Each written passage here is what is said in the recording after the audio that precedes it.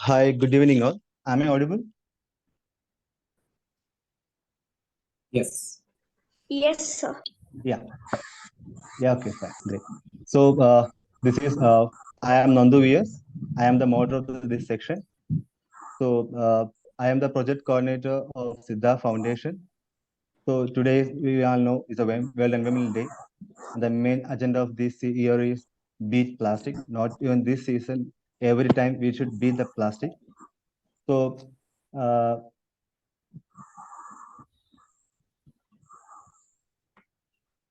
I give a little introduction about our NGO. We are Siddharth Team Siddharth Foundation.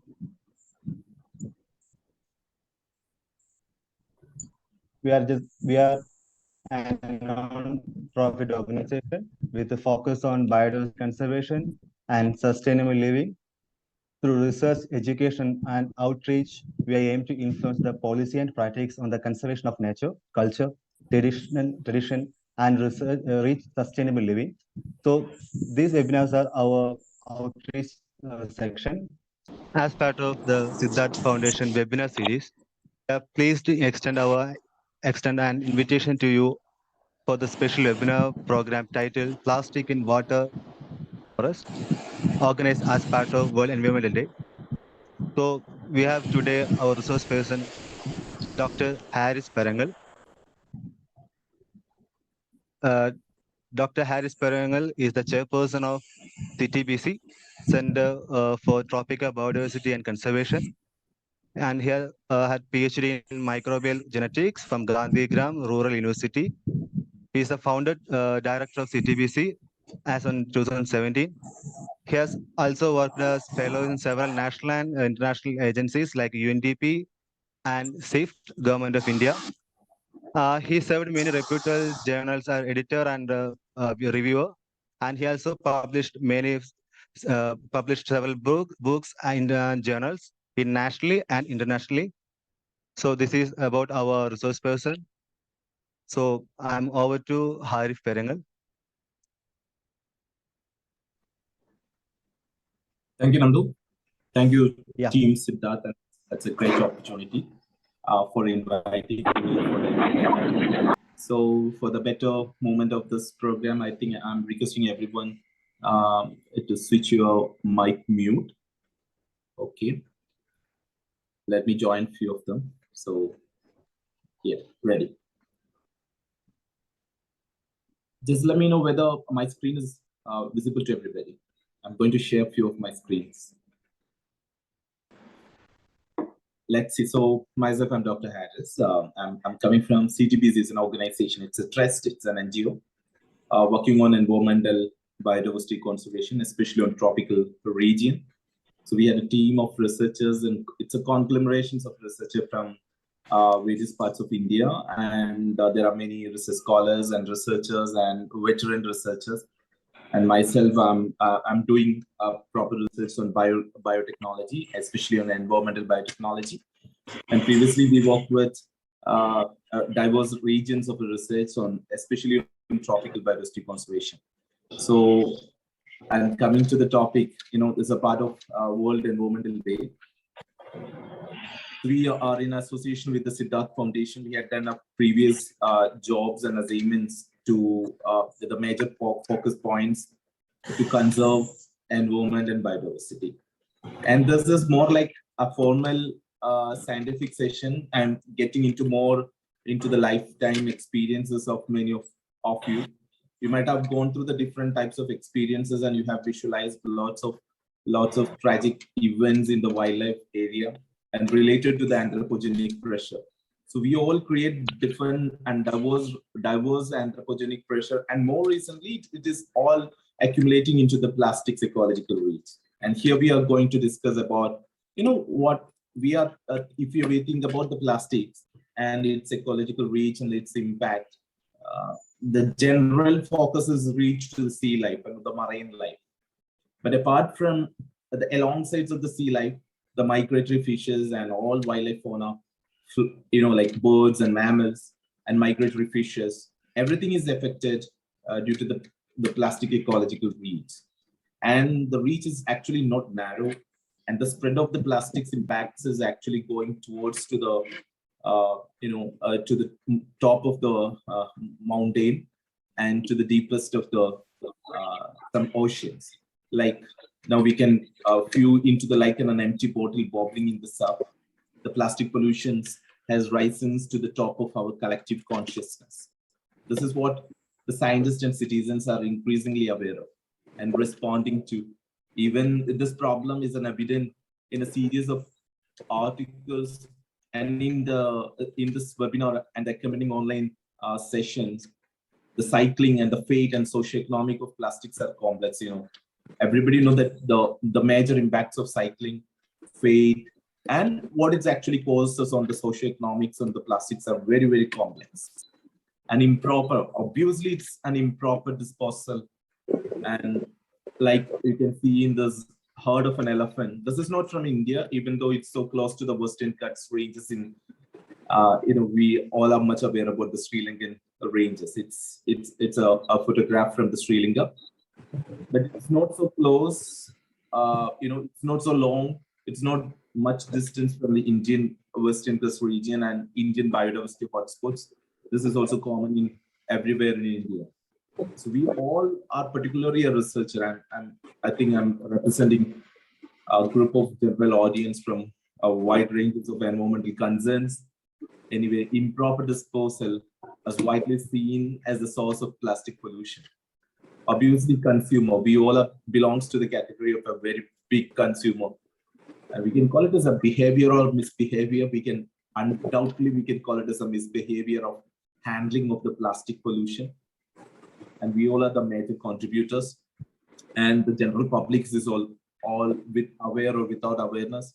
And we all are considered as a major contributor. However, stemming down the sources, the plastic production, it's not an easy task even. Stemming down of the plastic production is not an easy process. And the plastic production is essentially to addressing the plastic pollution at us very much essential. In a way, to develop the different types of policy, different types of management, and in association with decentralized governmental sectors like municipality, panchayat, and districts or state-wise governments, even central government. The discussion is brought together to inform and inspire, and not to discourage or admit to defeat. Definitely, as expected in many comments, I'm expecting many comments on the same issue and chats in this webinar. There are, as we discussed, the cohort of entrepreneurs, like a group of a team like we all, researchers, citizens, and veteran scientists, and different NGOs. There are government policy makers, and all are working towards to understand the tackling of the pollution, actually, how to tackle the plastic pollution. We hope that the others will join. So these are the major, tasks to reach this program to the stakeholders. And I'm getting to start into my session. Yeah, hope you can see the slides. So in introductions, and plastic is, it is commonly ubiquitous, and controlling of the plastic is not an easy task. Of course, the cycling and the phase of the fate and its socioeconomic is large, and obviously the online interactions, the current online interactions actually bring together different opinions from different stakeholders of the strategies of the tackling the plastic pollution. It's not an easy task. You know that the usage of the plastics are quite ubiquitous in our daily lives, and we are more dependent on the plastic instruments and plastic gadgets. And even in the research also, we are always depends to the different types of plastic gadgets to take GPS data and the process, even electronic gadgets like computers and the most sophisticated instruments in the wildlife research. Also, we are always dependent to the different types of plastics. Even in, you might have experience with all the usages of the plastics and the products of the plastic industry. And the stopping of the such sessions to the tackling the plastic pollution, we It's not the real simple reason. At the core of entrepreneurs, researchers, citizens, NGO, and different types of policymakers are need to working towards to tackle this issue. So this is what the people are doing a lot of research, and current researchers are looking forward for how this problem is actually optimized. So we can discuss the optimization before, and we can enter to the research. And before of entering how the plastic pollution is actually tackling, we must need to prioritize what is plastic pollution is. And here you can see there are different types of plastic production. In total, around 8,300 metric tons of the plastics are produced. And in total, it is actually the annual usage of the plastics is predicted to 1,231 metric tons. And thus actually reached to the aquatic system as per 6.1 metric ton. So we need to prioritize the plastic pollution. How we prioritize the plastic pollution is the first matter. And the plastic waste is the most troublesome reason. But there are another point of view. There are a group of ecologists are currently working on neo-paleozoic and the new kind of community ecosystems are evolved on the buoyant plastics on the sea. That's we can call it as neo-paleozoic community, and that is more a rafting plastic material that is buoyant on the sea. And it is another point of view, another aspects, another dimension, or we can call it as another magnitude. And if once we check the pollutions of related to the plastics is very high, it has a very high impact. It's nothing other than anthropological impact. And this webinar and online discussion bring together all of us into a single community to discuss and brainstorm how to combat this growing problem in future. And we must need to prioritize the plastic pollution. And the plastic pollution we can classify into two general categories. One is aquatic, another one is terrestrial. Obviously, both of them have same impact. Both of them have same impact in different angle. And there are another cases, and even the space is not free from the plastic, and air is not free from the plastics like microplastics. And you can find the plastics everywhere, even the human body, the magnifications of the plastic microparticles is keep on moving. And there are another aspects of the plastic impact research like nano plastic researches. The microplastic accumulation researches are all on the pipeline. So we need a very big group of a team of researchers, a productive team of researchers to combat this in the future. But it's a growing problem, and the magnitude of the the speed and even the proportions of the speeds, velocity of the problem is, while we are comparing to the research, it is moving more far. So we need to do the long-term research on the plastic mitigation. And now we can discuss to another slide, the long-term fates of land disposed plastics waste. Everybody know. So it's a long-term process. And when the long-term fates of land disposed plastic waste is very huge. And even from our primary schooling, we have thought about the plastic problems, the large quantities of the plastic stored in the landfills of the municipality. And even sometime while you're looking to the municipal corporations of Gurgaon and municipal corporation of Delhi, like MCD and MCG, and even in the Kochi, very recently, all of you aware about how the landfills are responded to the different types of problems and how it's actually causing different types of political turmoils. And apart from all the political turmoil, it have an environmental impacts. And today, and it is very important day to discuss, and this may be a platform to kindle a proper MOU with different organizations like VCTBC and Siddharth Foundations have been joined and coupled to do a lot of actions and a lot of environmental conservation project, and all the trust and all this NGO that is actually registered under Trust Act or NGO Act. and the different trust and different organizations working on the environmental conservations and field, such conservation field, biodiversity conservation field, and wildlife biology. And it is the high time to join together. And even in 2002, around it's a multinational treaty between 175 nations. And they have put an assignment, it's 175 nations endorsed an agreement between 175 nations to fight against the plastic pollution. So you can see that where we actually work together. And this is nothing other than the platform where we need to conserve our biodiversity and we have to work together. So definitely we all are working from a different sector. Some of you are students, some of you are researchers, some of you are veteran scientists, and they can lead a lot of youngsters and they're walking behind them. And we are standing in the shoulders of the giants. Actually, we are guided by different people like our, project leaders, our guides, research guides and supervisors, our mentors. And definitely this is the time to collab, to join hands with, and to defend the land, the biggest problem I know we all are facing. So that's the major concern. Ultimately, there are songs. All rivers are going to. Excuse me. Yeah. Sorry for interrupting. If anybody there in the Again, waiting room, could you check it and let. Yeah.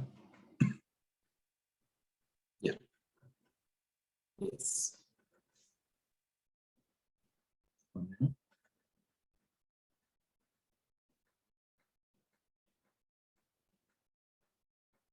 Yeah. So this is the status of a fate of an oceanic garbage patches. And coming to the oceanic garbage patches, we might have seen and we might have sing a lot of songs, and it's more like all rivers are moving to the sea. The rivers are moving to the sea, that actually bring a lot of garbage from landfill area and from nearby slums and nearby streets, and the proper waste disposal is not there. And this is nothing other than the consumer misbehavior undoubtedly is a contributor. And we know that however, stemming the source of the plastic production is not an easy task, but the government policy is needed. But while the disposing of the substance in a proper scientific way, that we must have to start from the beginning, that we need to encourage our students and we have to provide proper awareness to the children. And from the primary school onwards, we need to develop the cultures of the student. So the schooling of environmental elements, something like biodiversity conservations and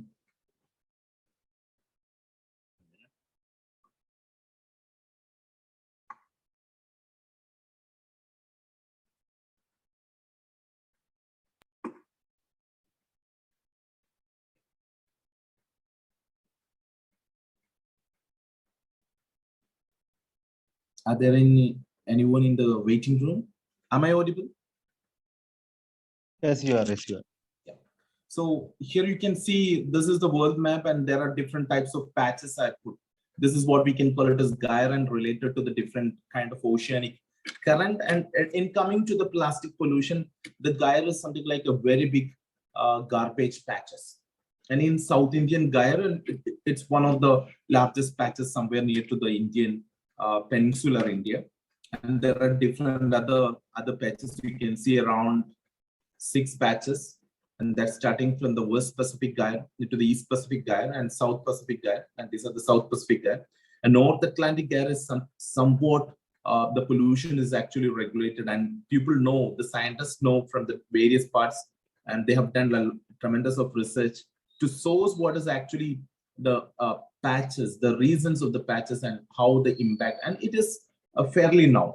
But the other reasons like South Indian gyre, other 5 subtropical oceanic gyre, but we are little aware about the composition, sources, and the fate of the garbage actually where it is coming from.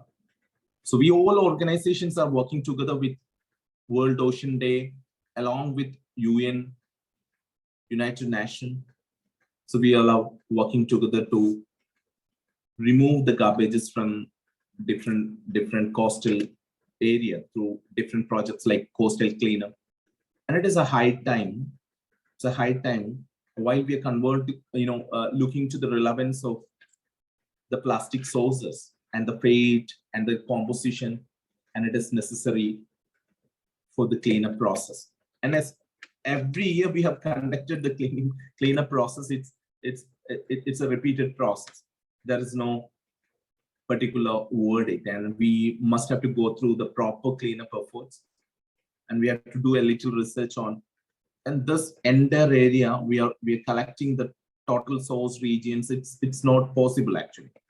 So by making the international treaty and national policy, so we all are the policy makers in another consensus. We have to impart different types of policy to reduce the sources of garbage into the oceanic gyre. So these are the smallest steps we have done in the last year to beat the ocean garbage input. So this is actually a normal national or international process working under different organizations, especially UN. The World Ocean Day they have conducted, and they have conducted ocean cleanup program, but it must be a little bit scientific and it must be a little bit coordinated. And you can see that the Indian subcontinent, there are different NGOs are working together in the conservations of marine ecology, marine biodiversity. Even someone are specialized in turtle protection and wildlife protection, biodiversity protection. All together, we have to conduct. This is high time to conduct the coastal cleanup and to impart at least national policy to produce and procure different plastic sources. So we can talk through the little bit of a figure rather than speaking more scientific data. So this is not so far from our regions and our researchers. Many of you have witnessed a lot of this picture and a lot of this experience. You have gone through different types of experience. You might have seen a lot of pictures that you can collect from internet. And then I have one other video. This is what you can see, an elephant and all. So this is all entangled with plastics, and they live with the plastics. And you can see here is another examples, and the birds, and even these types of plastic pollutions is actually tremendous, and it's spread throughout the biodiversity sphere. And we can expect whether the plastic source has been there in Himalaya, the top of Himalaya. Even you can find plastic garbages in Everest, and the same thing it is also found in different types of trenches, marina trenches, and everywhere the plastics is actually ubiquitous, and we can call it as it is ubiquitous, and that is another case. And here you can see the sea turtles have been tangled in eastern coastal area. So this was this autopsy of the same have been revealed there are a lot of plastics, and this is actually tangled by the towing of fishermen. And this is another case, the fecal matter, the tanks, and scat of animals, and everything has been blended with plastics. And this is only one reason. You might have seen and experienced a lot of these things, and animals are more fond to the salt content, while the buses are using the vomiting bags. Animals are fond to the vomiting bags. Another one, elephants are being there are reasons cases in Muttanga. The autopsy of a deceased elephant has revealed that the jam bottles, the small jam bottles, are the major reasons to stick in the ileum of the intestine, and that's actually caused the causative reasons of the death of the elephant. So likewise, for the traveling through the biosphere, one travel through the Muttanga biosphere to another region. So the awareness, the social awareness, and the conservation's needs, we must have to start from the beginning. That's why what we can call it as in the check post, we must have to aware the people. We must have to aware to the travelers. We have to provide environmental education to the kids. So to reduce all this plastic waste, even it is at times, I'm so sad to say about how one day we can come into the light and say that we can beat the plastic. It is not possible. Definitely, I know it's a Herculean task to remove all this plastic. There are people who believe on there will be another world. It will come soon with neo-paleogenetic organism and will arise with the plastic. There are another world of people and scientists are working on it, but it's high time. And we know that how animals are suffered and how environment has suffered, how it's all makes different kind of anthropogenic impacts to the different regions and guise of the biodiversity, and how it's actually impacting to the different people. And we all scholars and policymakers, business practitioners, environmental constituents, research organizations, NGO, even government are promising into the future collaborative processes. Despite the emergence and acceptance of collaboration within and across a variety of sectors, like I told you, you can see this in government, industry, environmental community. There are very few researchers have pointed out how effectively we can eradicate and how effectively we can mitigate the issue. So the appropriate collaborations and is an alternative. And you know that there are different ways to regulate the plastics, but the only one reason the plastic is ubiquitous. And it is everywhere, even in the wildlife biodiversity conservation research. I'm sitting with a pen, like Apple pen, that's even it's made up of plastic. And my tab and God gets you a bit watching this online Zoom session through your gadgets. And the lifespans of this gadget is something like 1 or 2 years. After that, you dispose everything into the garbage. And we must have to check whether the system, whether this gadgets or instrument is properly disposed. We don't have a policy. There are places like they have a greater policy makers, and they have India is standing with a great policy makers, but it's all in limelight, and I don't know how to make it is actually into the proper way, into the proper government policy, and how to sign certain kind of multinational treaty to eradicate the issue. This is all our confrontal approaches to environmental protection and sustainability. So I think I didn't go with more details of about the plastic eradication, but coming to the mitigation issue, there are a lot of researchers are working on, especially in biotechnology. I'm working on the sector that is called plant microbe interaction. I had a research on plant microbe interaction, how the plant is actually interacted with the microbes, or vice versa, the microbes, how microbes is interacted to the plants in a diverse condition. That's what my research area. There are more elaborate research on plastic microparticle and plastic microparticle, how it has interacted to the behavior of different wildlife animals and marine animals. And this is also have a different impacts into the mental development and the behavioral issues of animals. Like there are a lot of researchers is working on. There are a lot of researchers have been through the microplastics, and the biomagnifications of such plastics are actually causing different issues on organisms. So we can go to that part. So, like 1 minute.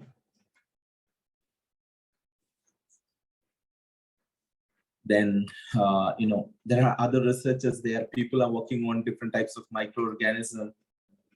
And they thought the microorganisms is actually producing different types of enzyme to catalyze the polymer breakdown. Also, it is not easy to develop a biological material to catalyze a manipulated polymer. So definitely we know the only hope is related to the policy only. It must be start from stakeholders. It must be start from the different organization. And we need to improve our student culture, our community culture related to the plastic. Another one, the stemming to the source, something like the plastic production is essential to address the plastic pollution. We must advocate different types of industry that is starting from the toothpaste, brush, to daily practices, and all the steps that we all are ubiquitously dependent to the different types of plastic material. It is not an easy task. Definitely Indian economy, the world economy is much more related to the plastic substances. So we, all of the researchers are the hope in the, like biologists and researchers can sometimes act as a god, and sometimes they can act as a double. And here, this is the high time to put forward some scientists to be act as a god to protect our environment from a very big threat. And thank you so much. Thank you so much, everybody. Like, this is a high time to ask few questions and we can have a brainstorming sessions and discussions here. Thank you. Yeah. Thank you, Harris. Am I audible? Yeah. You're audible. Yeah. Thank you for the wonderful section. So now participants can ask questions, their doubt. We can have a brainstorming section for another 10, 15, 20 minutes. So you can, it's your time. So you can ask your questions, please. Harris, this is Anup here. Yes, I know. Yeah. This is wonderful that, after a long time we are meeting, and then it is really good to hear from your side. Okay. So whatever that, you have put forward for the collective, inputs for, reducing the plastic in the forest as well as ocean. It is really, good thought you have put forward. And concerning with this, like, I also wanted, I think I saw Pramod sir in between here. So I just wanted to add, if Pramod sir is available. So, sir, can you please add some more into this? Actually, not adding it. I would like to listen from Haris. It will Yes. about the microplastics, which is different from the general other larger aspects of the plastic pollution. You put some more, at least a direction in which, if not the details. Definitely. So the microplastic is nothing other than, like we normally cutting a carrot in a wooden cutting plates or a plastic cutting plates that generate thousands of microplastics. This is what are really a simple explanations how the microplastics is actually generated. But different types of a grinding process, even like, we all are in a tropical area. So the tropical ocean climate is a bit easy to degrade, but not that much. It is, actually cut short and enhance the process of fragmentations of the plastics, not to the degradations, and it makes a plastics into a microparticles. So the microparticles, it's more like a previous DDT issue, a chemical called DDT. Like it's a certain time it's bio-augmented, and there are another aspects. Obviously, there is another aspects. People say there are different types of, like microflora, like microbial flora, like diatoms, and all have been working together with this micro plastics. But this microparticle have a very big impacts on bio magnification process. It sometimes lead to the blood streams of marine organisms, and even sometimes it will reach to the human body.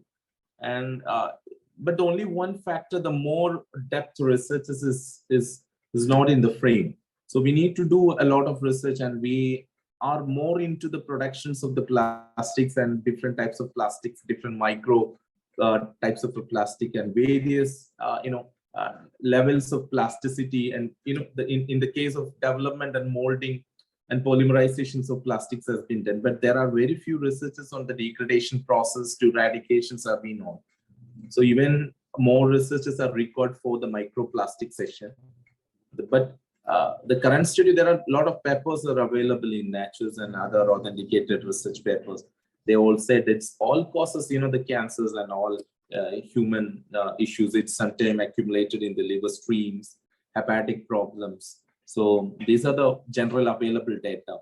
And how it is actually affecting biodiversity is more like nothing other than biomagnifications. It's actually kill different stages of a tropical food chain, and that is adversely affect the food chains of the system. This is how the microparticle, I think I'm leading to the answer. Yes, sir? So Nishal Dayal raises his hand. Nishal, please. Yeah, hi. Good evening, Dr. Harris. My question to you is, phytocapping, a technique which is used for waste disposal, especially plastic disposal. What do you think the effect is going to be on the plants? Do they absorb the microplastics, and then how do we fight against that? You're talking about the phytocarbons? No, phytocapping methods. We put a clay layer and then we plant trees over it.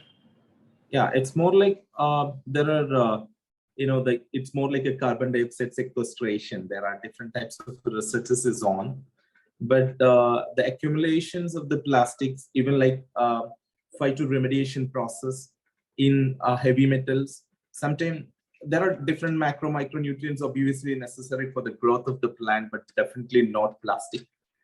And but you can say that the plastics are even like certain micro elements, like trace elements like gold, and sometimes the radioactive substances also found inside of a plant sap while we are checking the plant sap through the biochemical analysis through NMR and HPLC. You can find different types of minerals. Sometimes even we can also observe the radioactive isotopes also find from plant material. But even there is no proper remedial method related to the plastic. Plastics are away from the plants, and plants are actually not able to eradicate, and not even they are not helping the eradication process of a plastic. So they are actually helpless, and plastics record a lot of other process, and even natural aging process is one of the factor. Either the degradations to the microplastics is one of the aging process. The other process will be there, subsequent process will be there. It takes a lot of time, the aging and the degradation process. But in subsequent level, while it converted into the microparticle and nanoparticle level, the issue become more wider, and the impact become more stronger. That may lead to the certain very big trauma to the biodiversity. This is what. So there is the plant is not the proper solution for the plastic eradication. Yeah. Thank you. It's a good question. Yeah, thank you so much. And I would like to follow up with another question. Let's say we can't do that, right? We can't combat against plastic waste pollution with natural methods. So let's talk about sustainability, like building, let's say, plastic fibers and making clothes out of it, or like other articles, as well as construction, using it in construction. There was a new study, I think it was the plastics were grinded into like small pieces and mixed with cement to make mobile homes, I guess. And what is like the impact of it, like, let's say 20 years down the line? So by the way, I'm sorry, I forgot to give my introduction. I just graduated from St. Joseph's University, Bangalore, from environmental science, zoology and chemistry. And I conducted an EIA for my college as well. Yeah, great. So Nishal, this study, there's another aspect of the study that this is more related to a case study related in Bangalore, Karnataka. There is another guy, I think, has collected all the plastic sachet and plastic PET bottles and it's grinded into small particle, and it's mixed with bitumen. And the bitumen is widely used in tarring process, like NH or national highway and state highways have been tarred with bitumen. So once it's blended with bitumen, we can recycle is another aspect, but there are another process like still the degradation is there. Even once it's blended with bitumen, it's not the final say that we are actually.